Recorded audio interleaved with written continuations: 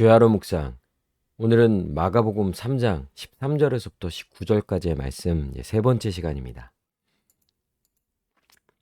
우리가 예수님의 그 은혜의 부르심, 또 함께하여 주심, 이 두 가지를 이렇게 살펴보았죠. 이제 오늘은 세 번째로 예수님이 보내심, 즉 우리를 부르시고 함께하여 주실 뿐만 아니라 보내신다는 겁니다. 14절에 자기와 함께 있게 하시고, 그렇죠?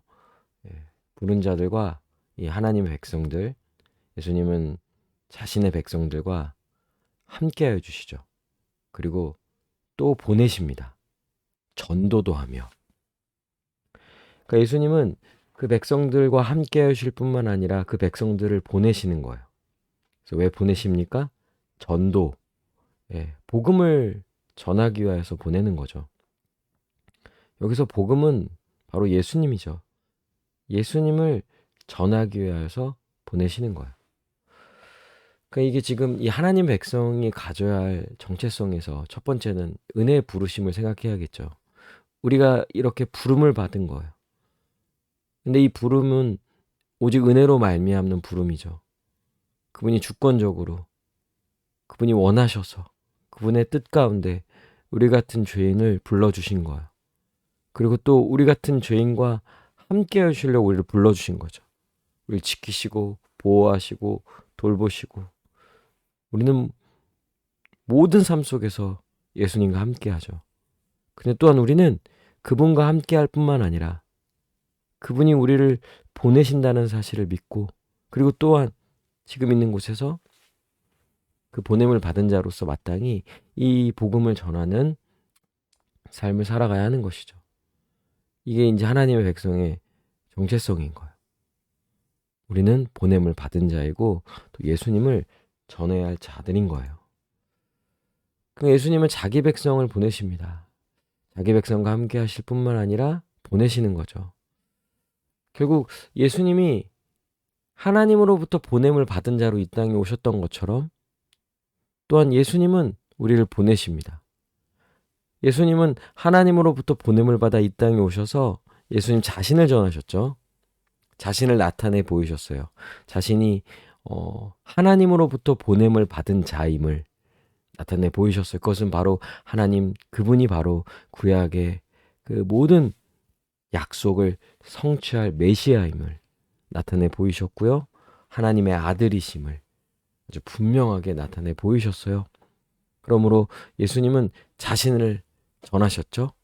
그러나 우리는 하나님으로부터 보냄을 받고 또한 예수님으로부터 보냄을 받은 자라서 이제 어떻게 살아갑니까? 바로 예수님을 전하는 거예요.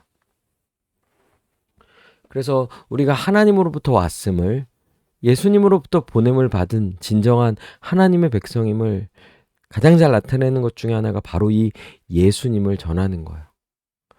그러니까 예수님으로부터 보냄을 받아 예수님이 가라는 곳에서 예수님을 전하는 것이죠. 그래서 우리는 어디를 가든지 예수님을 전하는 삶을 살게 되는 거예요.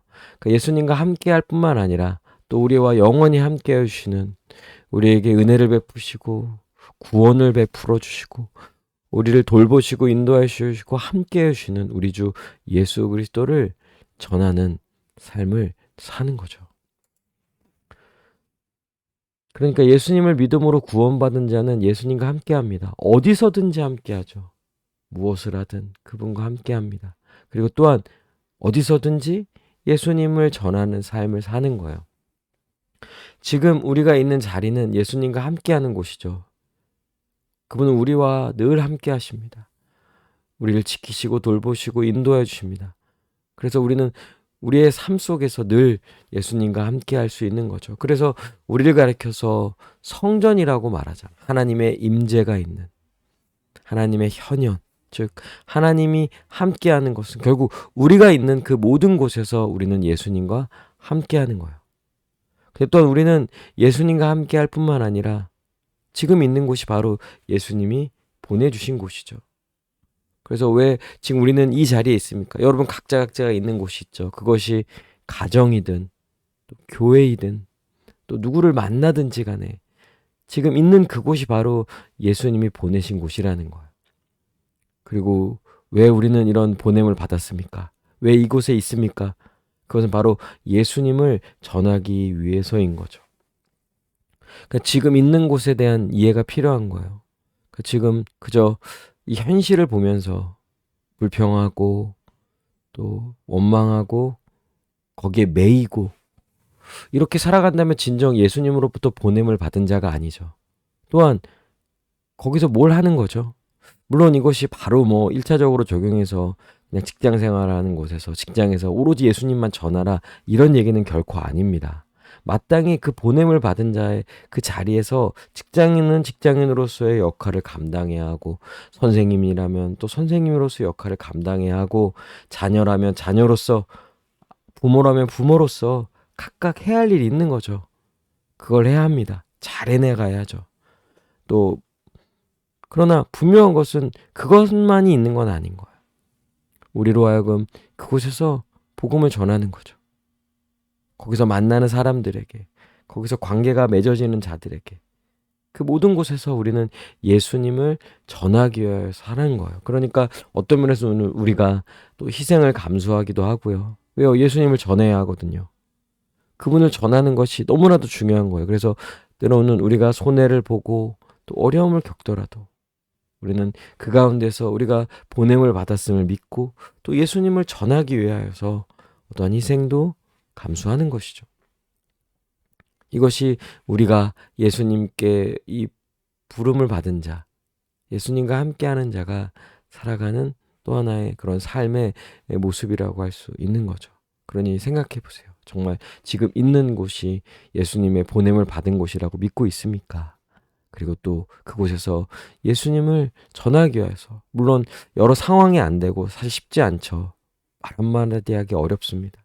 그렇다 하더라도 그것을 원하는 마음으로서 또 기도하며 구하고 있는지 이런 거 하나하나를 생각해 봐야겠죠. 함께 기도합시다.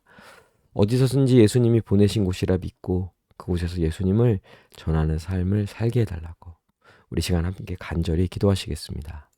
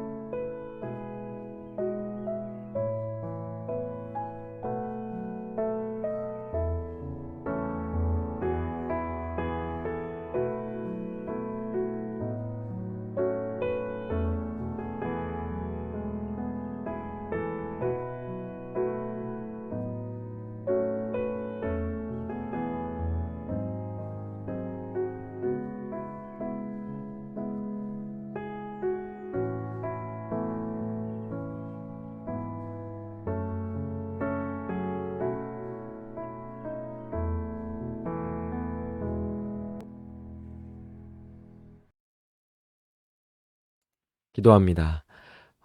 어디서든지 지금 있는 그곳에서 예수님을 전하고 또 예수님으로부터 보냄을 받은 자라는 이 같은 이 사실을 굳게 붙잡고 지금 있는 그곳에서 예수님과 함께하며 예수님을 전하는 삶을 살게 하여 주시옵소서.